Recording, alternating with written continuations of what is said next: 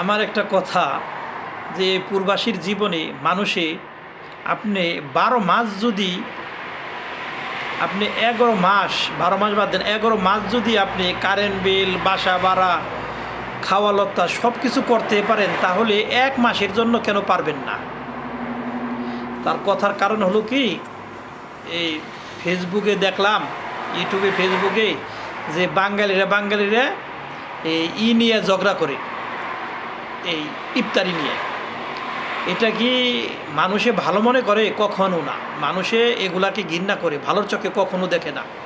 কারণ আপনি যদি ১১ মাস নিজের টাকা দিয়ে খেতে পারেন তো ১ মাস কেন অন্যের খাওয়ার জন্য অপেক্ষা করবেন? আপনি তো ১ মাসেও আপনার টাকা দিয়ে আপনি খেতে পারেন, তাহলে তো আর একজনের খাওয়ার নিয়ে তো আরেকজনের ঝগড়া করা উচিত না। আমি দেখি কিছু কিছু ভাই ব্রাদাররা আছে, তারা ১ প্যাকেটের জায়গায় ৩ প্যাকেট নিয়ে যায়, তারা রাত্রেও খাবে, ওইটাও নিয়ে যায়। আরে ভাই, ফাও পাইলে যে বস্তা বেড়ে নেবেন এটা একটা কথা না। আপনার পিছিয়ে তো আরও লোকজন আছে, তারাও তো আশা করে, যারা এই ফাও ঠাউ খায়, মসজিদে খায় বা রাস্তায় যেখানে ইফতারি করে জিনিসপত্র খায়, আপনার পিছিয়ে আরও লোকজন থাকতে পারে, তারাও তো আশা করে। আপনি একলা পায়ে যে ২ প্যাকেট ৩ প্যাকেট নিয়ে যাবেন, বা একলা পায়ে ৫টা ৬টা ৭টা পানি নিয়ে যাবেন, আরও তো লোকজন আছে, তারাও তো একটু আশা করে। তার জন্য বলি, আমরা যদি ১১ মাস নিজের টাকা দিয়ে কিনে খেতে পারি তাহলে ১ মাস কেন পারবো না? এটা রহমতের মাস। আমার কষ্টের টাকা দিয়ে আমি খাই, আমি কষ্টের টাকা দিয়ে আমি ইফতার করি, তাহলে সে আরও রহমত বেশি হবে, বরকত বেশি পাবো। এই যে আমরা পরের টাকা দিয়ে ইফতারি করে পরের ঈদ করে আরেকজনের বরকত দিব, তার থেকে নিজের টাকা দিয়ে করি। যারা একবার অসহায়, যারা খেতে পায় না, কষ্ট করে, তারা ইফতারি করবে অন্য টাকা দিয়ে, এটা চলে।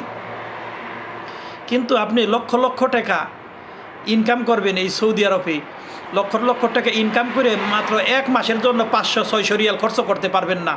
আরে ভাই, টাকা তো মইরা গেলে এই দুনিয়া থুয়ে যেতে হবে, টাকাগুলো তো আর নিয়ে যেতে পারবেন না। এখনও সময় আসে, সকলেই ভালো হন, সকলের ইবাদত সকলে ঠিক মতো করেন, যাতে মানুষজন আমাদের সকল বাঙালিকে খারাপ না বলতে পারে। ১-২জন বাঙালি নিয়ে যে পুরো বাংলা সমাজটাকে খারাপ বলবে, এটাকে কেউ মেনে নিতে পারে না। কেন?